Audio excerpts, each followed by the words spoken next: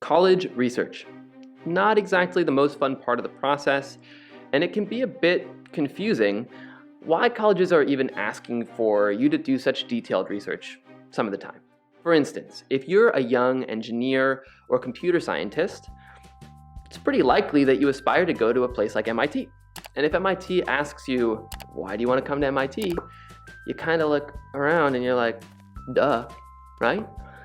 But there is a point to this, and there's intention behind why the admissions committees are really looking for you to explore their university in such depth.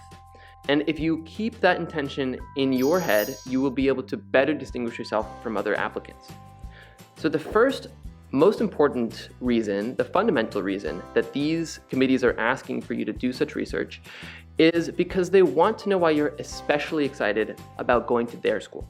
MIT, for instance, wants to know why you want to go to MIT instead of Stanford or instead of Caltech. These are competitors with MIT, and each school has its own distinctive spirit.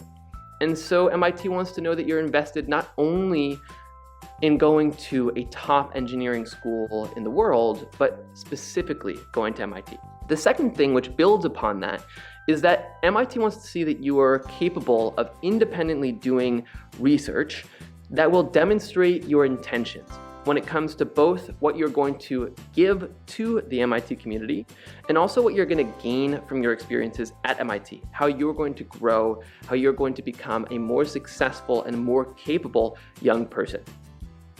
The third thing, which is sort of the sum of these other two parts, is that MIT wants to know that there's a very high chance that you are going to accept their offer of admission if they make it.